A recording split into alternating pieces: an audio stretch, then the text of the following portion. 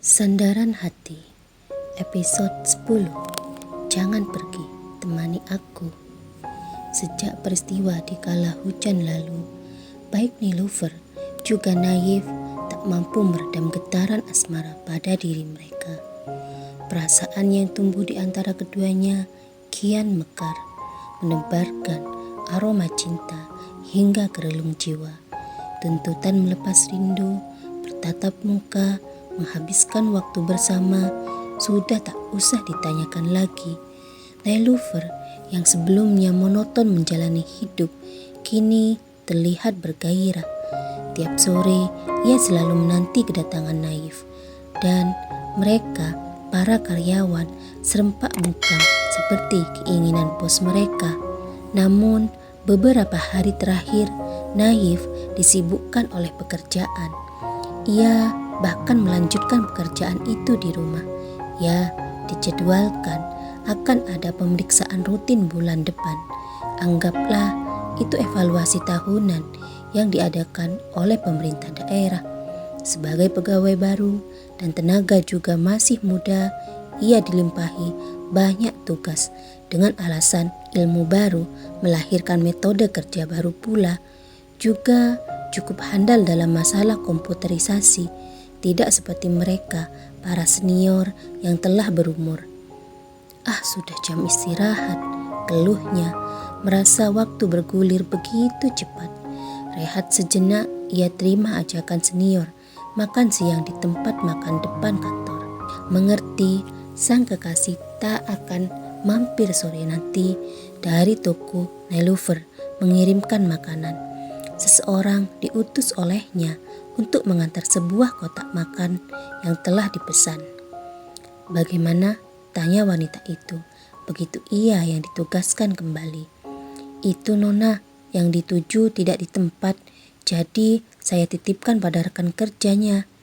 Jawab wanita itu mematahkan hati Niloufar. Oh, terima kasih, ucapnya hambar. Segeralah wanita itu berlalu, melanjutkan pekerjaannya sebagai karyawan di toko tersebut. Sedang Niloufar meski tak bersemangat mencoba menghabiskan waktu dengan tenang. Jam istirahat siang telah habis. Naif serta yang lain kembali ke kantor dan baru saja melangkahkan kaki di lantai 2 gedung, seorang rekan kerja wanita menghampiri. Naif, ada kiriman untukmu. Aku letakkan di meja kerja, ujarnya sembari melempar senyum. Senyum mencurigakan. Alih-alih menyahut, Naif putar kepalanya, mengintip ke dalam ruang kerja yang terbuka lebar. Penasaran, ia pun mempercepat langkah kaki, tak sadar memisahkan diri dari rombongan. Wah, dari siapakah? Goda seorang menyenggol lengan Naif. Ini tadi saya pesan pak, balasnya menutupi. Rasa penasaran pun sudah terjawab dan batinnya langsung menyebut satu nama. Ya, siapa lagi jika bukan kekasih hati Niloufar. Wanita itu, gumamnya sembari membuka kotak dengan wajah diselimuti senyum. Mereka yang tadi menggoda menjadi penonton namun tak berkomentar. Bukankah itu sudah biasa bagi anak muda? Dan mereka pun pernah muda, masih tidak sadar menjadi tontonan. Naif keluarkan ponsel segera, berniat menghubungi Niloufar. Terima kasih, ucapnya kala panggilan telah terhubung. Atas apa? Balas Niloufar. Atas makanan yang dikirim. Sebenarnya aku baru saja kembali dari makan siang bersama rekan kerja. Lanjutnya dengan nada senang. Oh, begitukah? Itu tak akan membuat sesak perutmu, sekedar makanan penutup. Lebarlah senyum Naif mendengar pernyataan itu keluar dari Niloufar, lantaran di awal wanita itu menyangkal. Sekali lagi makasih, aku pasti akan menghabiskan makanan ini. Apakah sore nanti mampir ke toko? Niloufar cukup ragu-ragu saat bertanya. Lihat nanti, pekerjaanku masih menumpuk dan harus lembur. Begitu ya, ini sudah beberapa hari kamu tak mampir, kata Niloufar terdengar sedih. Sungguh itu mengoyak hati Naif. Alih-alih tak ingin mendengar rajukan kekasih hati, ia akhiri panggilan. Dan mereka para penonton seketika bergantian menggoda Naif. "Wah, siapakah ia?" seru seorang sambil melempar senyum. Menolehlah Naif, dan sungguh terbelalak pria itu melihat mereka bergerombol menjadi penonton. Ya Tuhan, gerutunya di hati. Alih-alih menanggapi, Naif melempar senyum termanis yang ia miliki. Selebihnya, ia benamkan dirinya dengan melanjutkan kembali pekerjaan, membuat mereka, para penonton, bubar barisan. Jam telah lewat dari angka 4. Sore pun kian senja.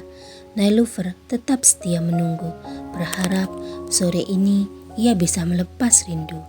Jam buka toko juga telah diperpanjang. "Nilu pasti merajuk jika aku tak datang," berucap Naif sembari melirik jam di pojok bawah layar PC. Dan alih-alih mengistirahatkan diri sejenak sebelum lembur seperti yang lain, Naif pamit meninggalkan kantor. Sewaktu telah berhasil menyelinap keluar, ia bawa motor dengan laju kencang. Berasa yang dituju cukup jauh, padahal tak sampai 10 menit sudah sampai. Tak sabar, Naif parkir motor itu bersebelahan dengan mobil milik Nilofer.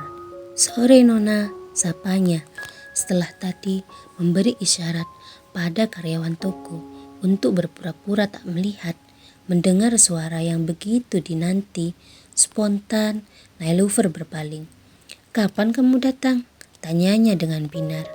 Senyum melengkung sempurna di wajah ayunya. Barusan." Naif pun membalas senyuman tersebut. "Kau terlihat letih." "Ya, aku kabur ke sini untuk istirahat sejenak. Bisakah aku menumpang tempat tidur?" kata Naif tak sungkan. Mereka, karyawan, cukup jeli memasang telinga saat mendengar percakapan di antara sepasang kekasih tersebut.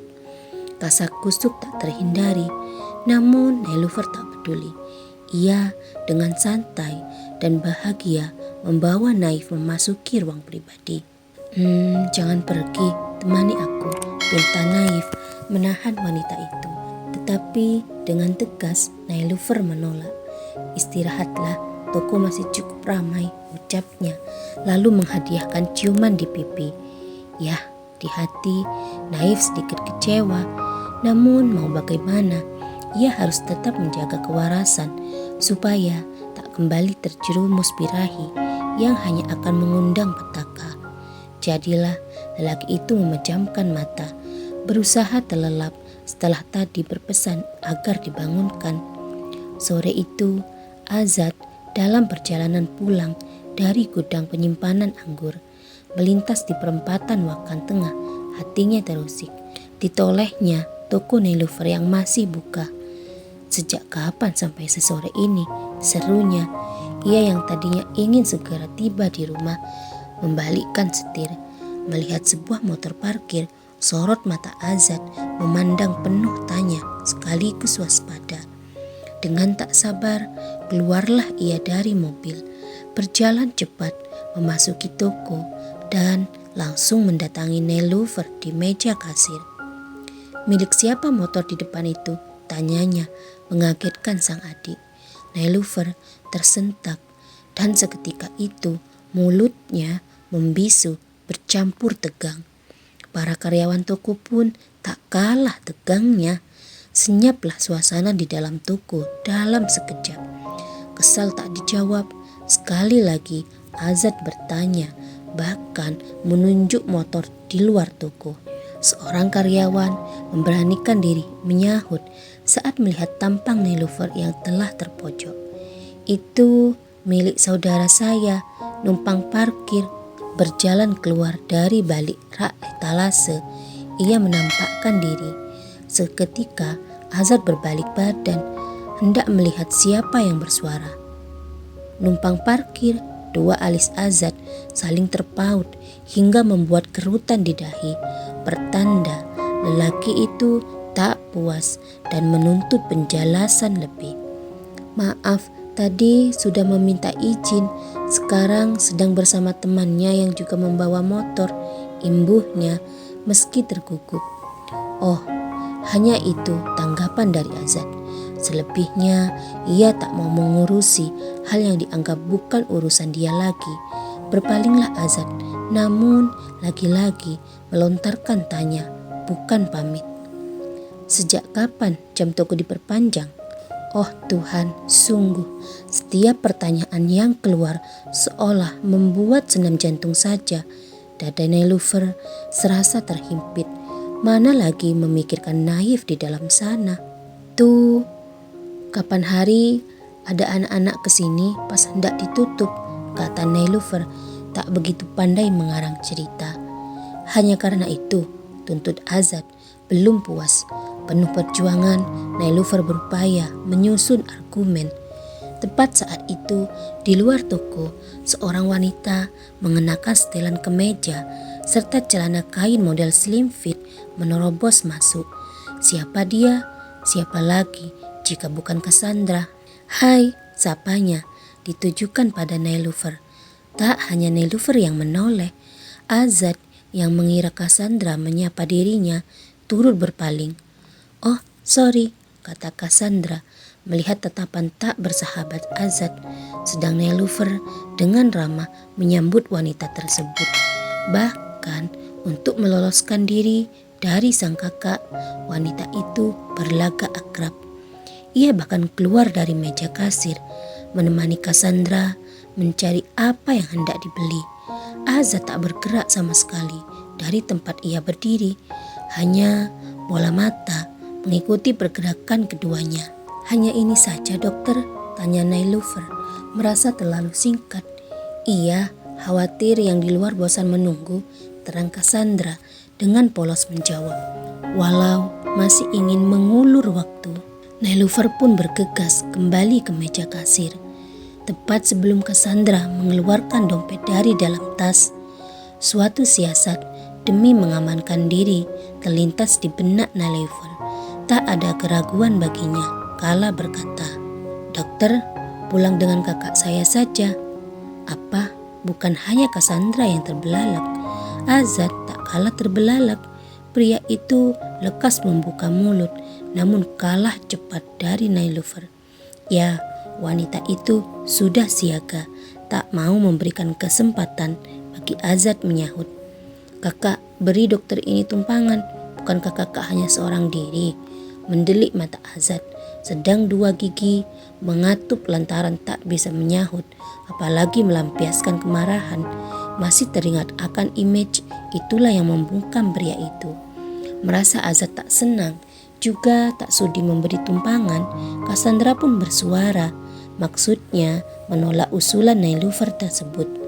Tetapi alih-alih mengamankan diri sendiri, Nelufer malah mengutus seorang karyawan untuk keluar, meminta mobil yang tengah menunggu melanjutkan perjalanan. Oh tidak, aku rasa ini berlebihan, Sandra berseru dalam ketakberdayaan. Di samping bola mata Azad mencuri pandang, akan tetapi mulut tak menanggapi hingga Nelufer kembali bersuara. Barulah lelaki itu rehat dari kebisuan. Mari, ucapnya sepatah kata dan langsung berlalu tanpa pamit pada sang adik. Cassandra cukup termangu, nyaris tak percaya pria itu berkata padanya, mengingat malam saat Farshad berhasil membuatnya bergabung. Ia tak melempar obrolan sama sekali pada dirinya, juga wanita lain di meja tersebut. Mbak Robot, Sandra pun mengekor di belakang, sama-sama tak ada kata pamit, dan yes, senyum kemenangan dipersunggingkan oleh Nelufer. Ia perhatikan mereka dari dalam toko, sekalian berjaga-jaga, khawatir Naif tiba-tiba menampakkan diri. Begitu berada di luar, tepatnya di samping mobil milik Azad, wanita itu hanya berdiri, ragu-ragu meraih pintu mobil, merasa waktunya terbuang dengan percuma. Hanya menunggu wanita itu masuk, Azad turunkan kaca mobil. Lewat isyarat, ia menyuruh Cassandra segera masuk. Tak perlu pakai sabuk pengaman, kata Azad berkomentar. Sewaktu melihat Cassandra meraih safety belt, seketika Cassandra tarik tangan itu dengan kesal. sebenarnya lebih pada rasa malu. Ya, wanita itu menyadari kini ia berada di daerah kecil dan jauh dari kota, serta aturan-aturan yang lumrah bagi masyarakat perkotaan. Alih-alih melampiaskan kekesalan, tanpa sadar Cassandra sandarkan kepala. Juga ia pasang itu mulut pada mood senyap alias bisu. Heningnya suasana juga rasa lelah membuat dirinya terlelap dengan cepat. Di samping Azad tak menyadari, ia hanya fokus menyetir dan tak menoleh ke samping sama sekali. Sampai laki-laki itu kebingungan lantaran tak tahu di mana Cassandra tinggal, barulah Azad menoleh. Tertidur, serunya tanpa sadar menatap wajah Cassandra. Azad pun tak jadi bertanya, mungkin masih mengumpulkan keberanian atau semacamnya untuk membangunkan wanita tersebut. Sempat kebingungan bagaimana membangunkan, akhirnya Azad mendapatkan ide. Map di dashboard ia ambil lekas dan menepuk lengan wanita itu. Cassandra tersentak dari tidur. Menolehlah wanita itu hingga tak dinyana bertemu pandang. Oh, keduanya tersentak oleh rasa kikuk. "Di mana tempat tinggalmu?" tanya Azad memalingkan muka. Oh, Cassandra pun memberi tahu di mana ia tinggal. Selebihnya ia tutup kembali itu mulut rapat. Sedang pandangan difokuskan ke depan, tak bersandar lagi. Tak butuh lama, dengan kecepatan normal sampai juga mobil di depan rumah dengan pagar kayu. Cassandra pun turun segera, hendak berterima kasih, tetapi Azad tanpa sepatah kata langsung menjalankan mobil. Pria itu, gerutu Cassandra, melongo tak percaya akan sikap dingin serta acuh yang diperagakan oleh Azad.